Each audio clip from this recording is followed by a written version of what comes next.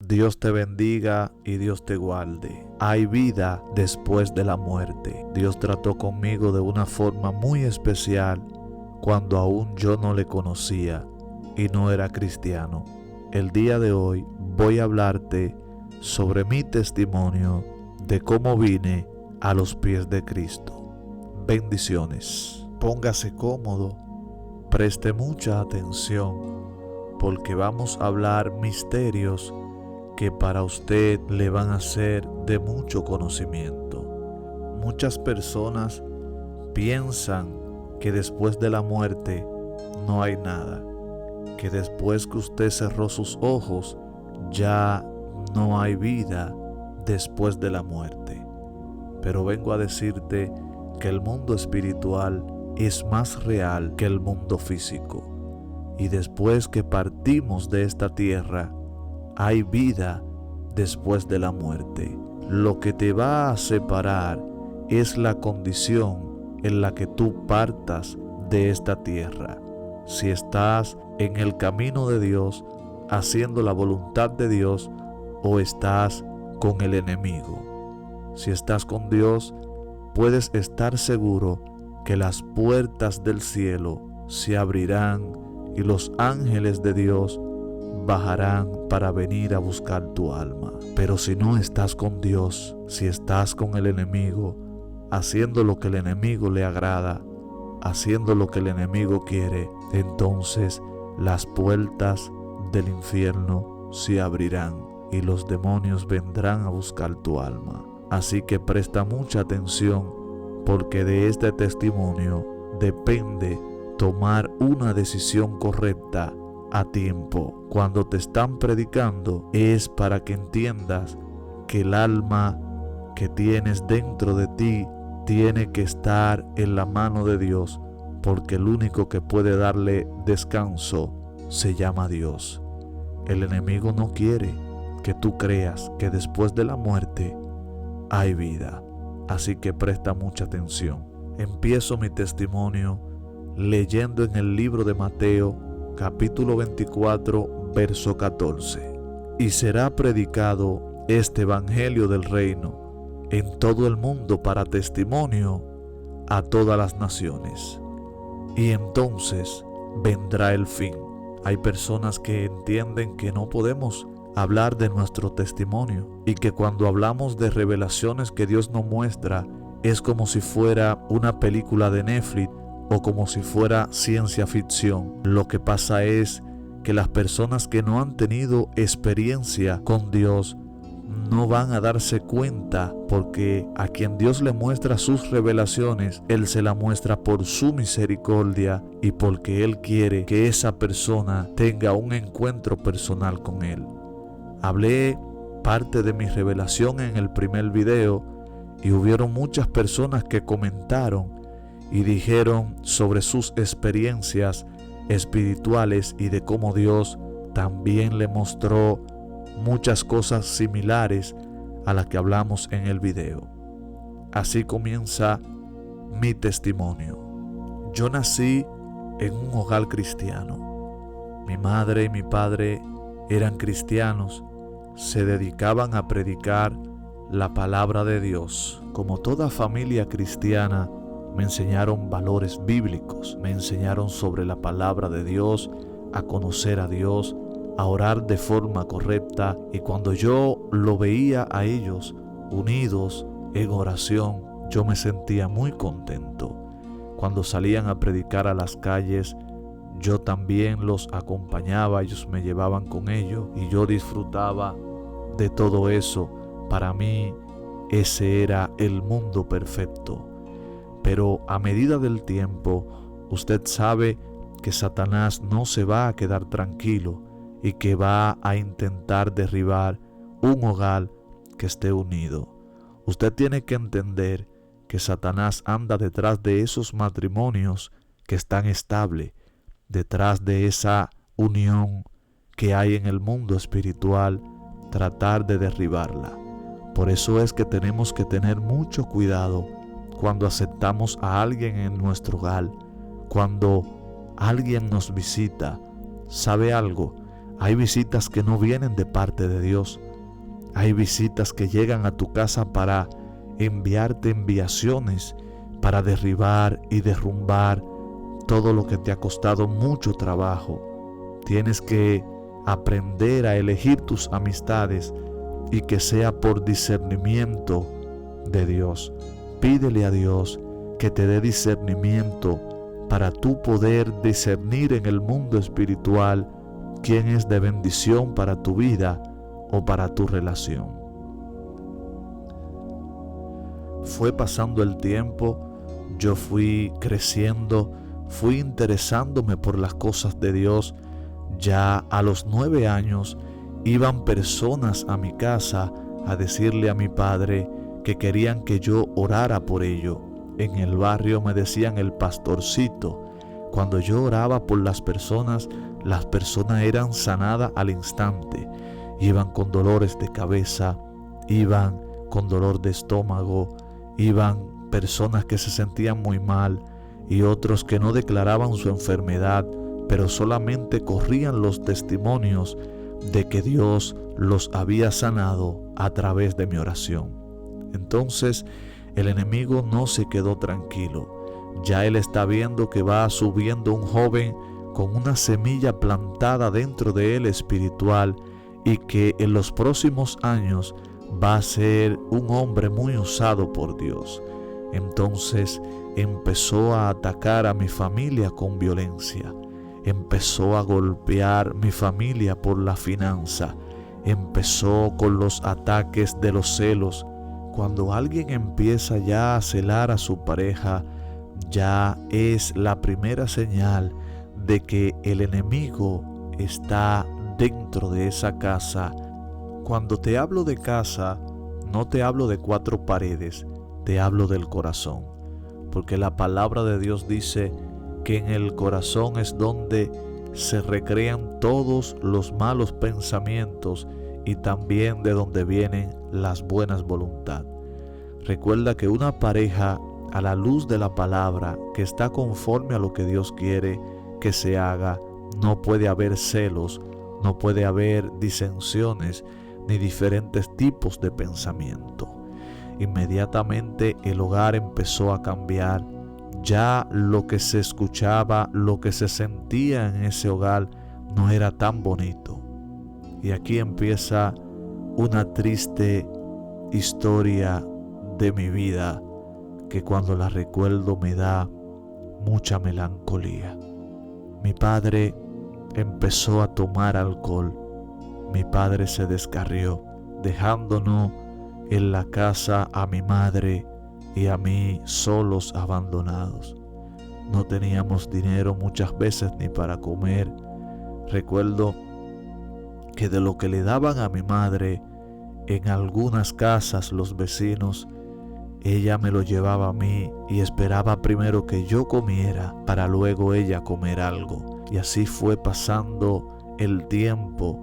Yo empecé a sentir melancolía, empecé a sentir depresión. El espíritu de depresión es real. Cuando el espíritu de depresión llega a la vida de un ser humano, es capaz el ser humano hasta de quitarse la vida, porque ese espíritu le dice, ese espíritu me decía en ocasiones, tú no sirves, tú no vales la pena, ya el hogar a donde tú habitabas está destruido, quítate la vida, no haces nada vivo. Y yo fui atacado muy fuertemente por estos espíritus aún en mi niñez. Pero aquí hay algo que yo quiero que usted preste mucha atención. Cuando mi madre empieza a darse cuenta de que ya las cosas no van a cambiar, de que mi padre no va a venir a casa, también el espíritu de depresión entró a su vida, se descarrió y también empezó a tomar alcohol. Ya aquella casa donde había paz, había armonía, donde todo para mí era como un sueño hecho realidad, se comenzó a tornar difícil. Mi padre, cuando llegaba a la casa de madrugada, porque aún estaban separados mi madre y mi padre iba a la casa de mi madre queriendo tener relaciones con ella. Pero inmediatamente mi madre se daba cuenta que mi padre llegaba. Era algo desastroso, porque ellos empezaban a pelear, porque mi mamá no quería que le pusiera la mano, ni quería tener relaciones con él, pues ella no sabía con qué mujeres se acostaba mi padre por ahí. Y empezaban a pelear. Yo veía como mi padre maltrataba a mi madre. Yo veía a mi madre llorar. Yo veía a mi madre suplicarle a mi padre que no les pegara. Y yo viví todo ese episodio. Mi madre estaba embarazada. Mi padre dejó a mi madre embarazada. Y mi padre golpeaba a mi madre de una forma muy atroz, hasta llegar al punto que el bebé que mi madre llevaba en su vientre lo perdió a causa de los golpes. Mi madre se vio en intensivo unos 3 meses, donde mi madre no veía, mi madre quedó ciega, mi madre era inservible, mientras que mi padre estaba en las calles bebiendo, mientras que mi madre se debatía entre la vida y la muerte en un hospital. Y yo empecé a crecer con aquello. Yo empecé a crecer. Empecé a pensar tantas cosas.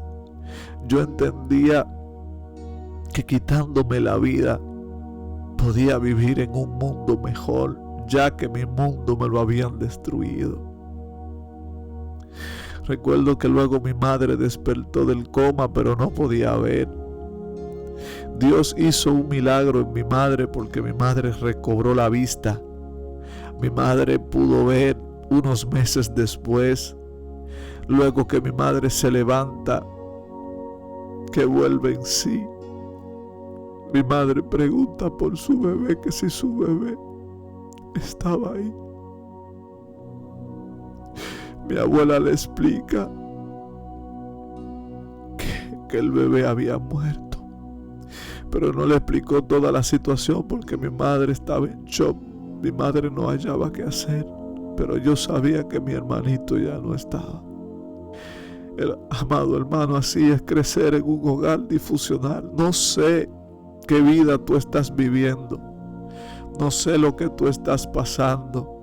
No sé si estás pasando por un espíritu de depresión. No sé si te abandonaron cuando tú estabas pequeño o pequeña. No sé si tu padre le pegaba a tu madre. Yo solo sé que cuando en un hogar Cristo no está, es un hogar totalmente destruido y devastado. Para resumirle el testimonio de mi vida, yo empecé a juntarme con unas malas influencias en la calle. A mi corta edad empecé a tomar alcohol porque necesitaba refugiarme en algo. Ya no pensaba en Dios, me había olvidado de Dios. Yo decía que Dios no miraba a mi madre cuando mi padre la golpeaba. Yo me refugié en el alcohol siendo un niño. Empecé a juntarme con unas pandillas en el barrio. Empecé a ingerir alcohol de una forma ya como si fuera un adulto. Y cuando yo tomaba alcohol era que me sentía bien y me sentía cómodo. Recuerdo que empecé a juntarme con uno de los narcotraficantes de mi barrio. Ese narcotraficante me acogió desde niño y me dijo: tú vas a estar aquí conmigo. Ya mi vida no se veía como un simple niño, sino que ya mi mente estaba adulta. Ya yo quería salir para la calle, a asaltar, a hacer lo que sea, aunque yo muriera en medio de alguna situación, porque yo entendía que mi vida ya no tenía sentido. Recuerdo que empecé a cogerle amor a las almas de fuego con aquel muchacho. Empecé a tomarle amor al dinero.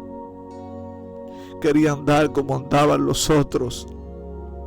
Pero al yo venir de un hogar disfuncional, habían cosas que mi madre me quería dar, pero por más que ella quería no podía porque era de muy escasos recursos. A los 13 años de edad Mi madre le toca salir del país en un viaje.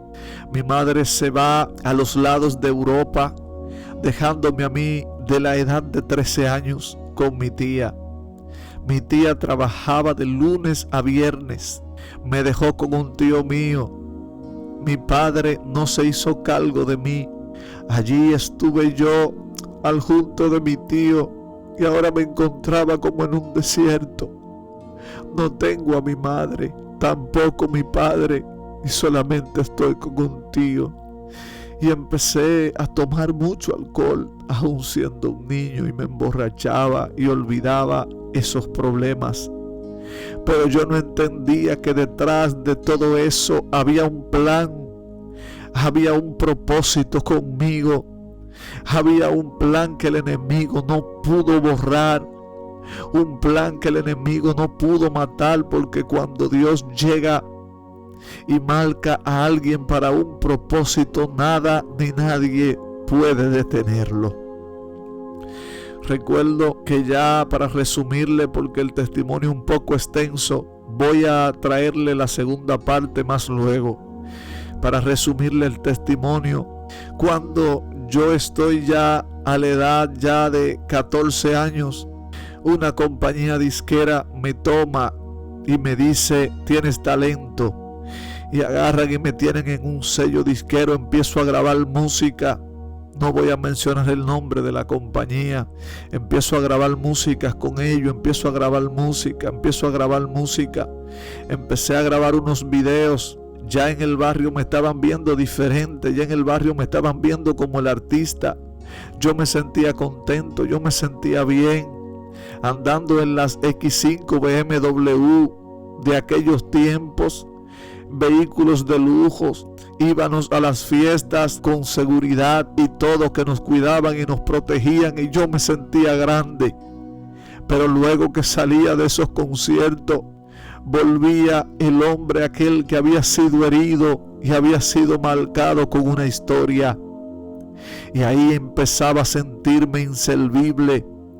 Sentí ese vacío que nada no lo podía llenar. No lo podía llenar el sello disquero. No lo podía llenar el mundo.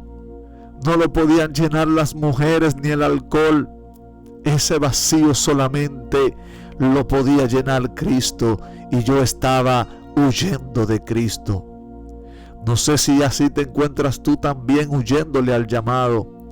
Pero te digo hoy, a través de este testimonio, que si estás escuchando este testimonio, porque Dios tiene planes contigo.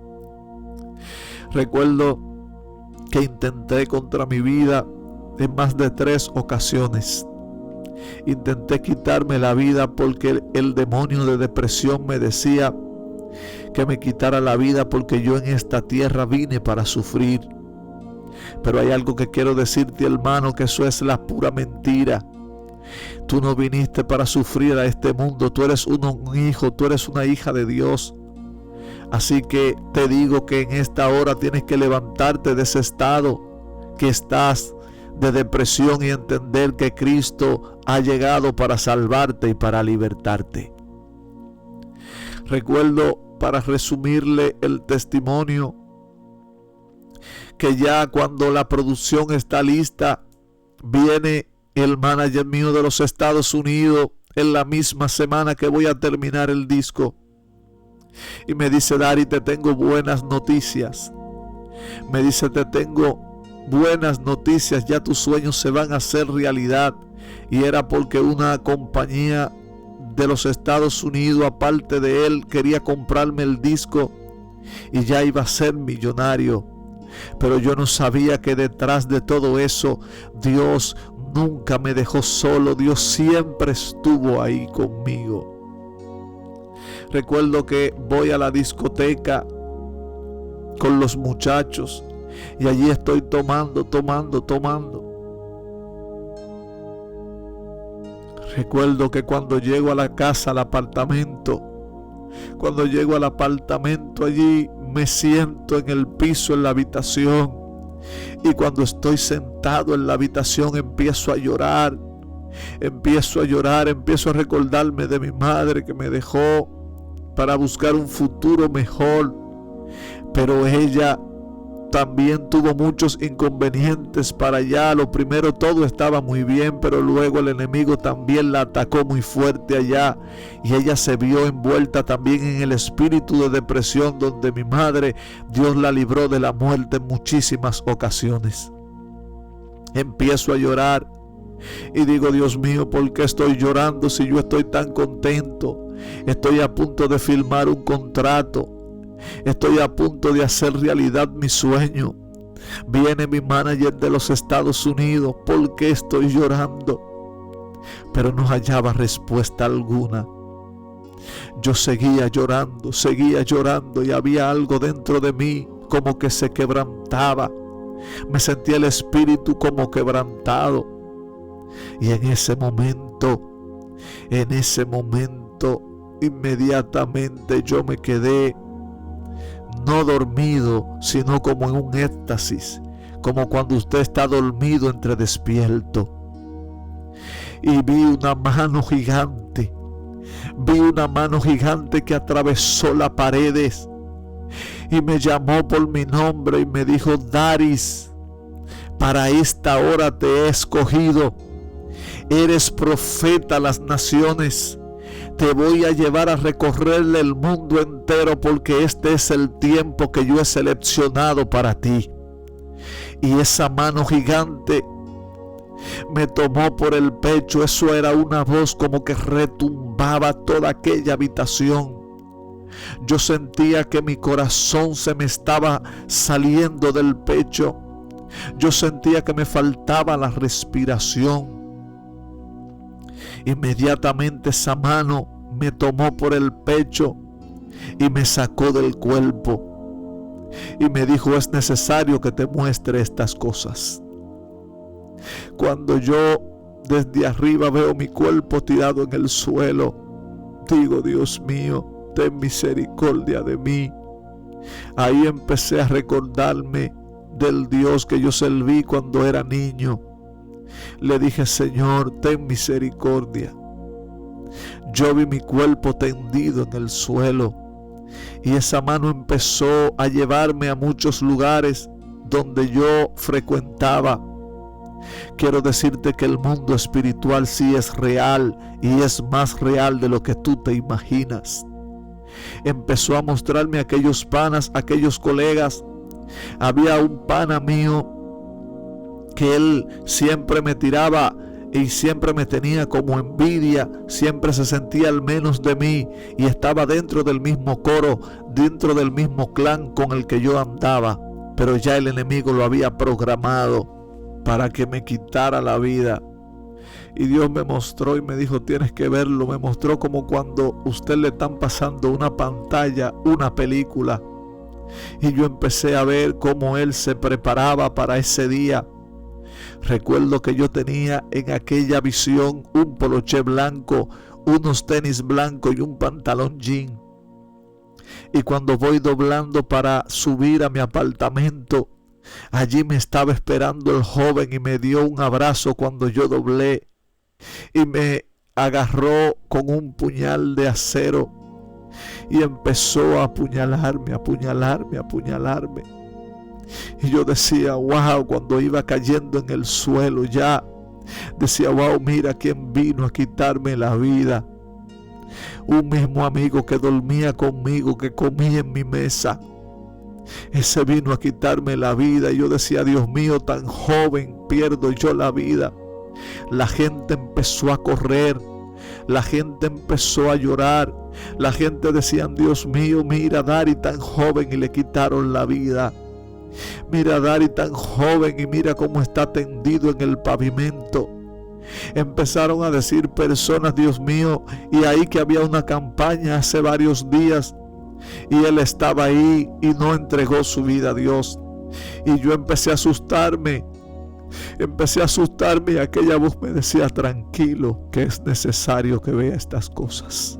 Inmediatamente cuando me veo que me apuñalan, ya que estoy tendido en el suelo, que me paro, se para mi espíritu, pero mi cuerpo se queda tendido. Y yo me le tiro encima del cuerpo, pero no puedo entrar. Y digo, Dios mío, pero me estoy mirando y me veo igual, veo a la gente llorando y le estoy diciendo a las personas, yo estoy aquí, estoy vivo. Pero la gente no me escuchaba.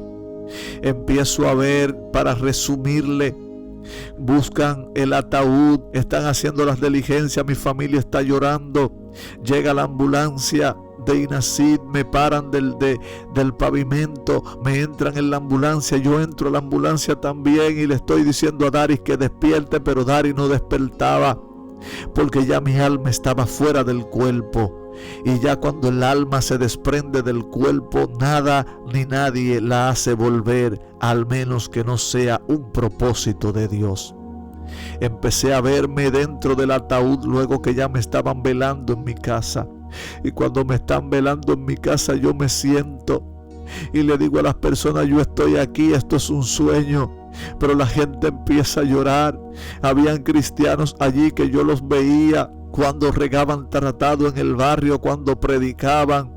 Y yo decía, wow, mira dónde estoy, ahora no tengo tiempo.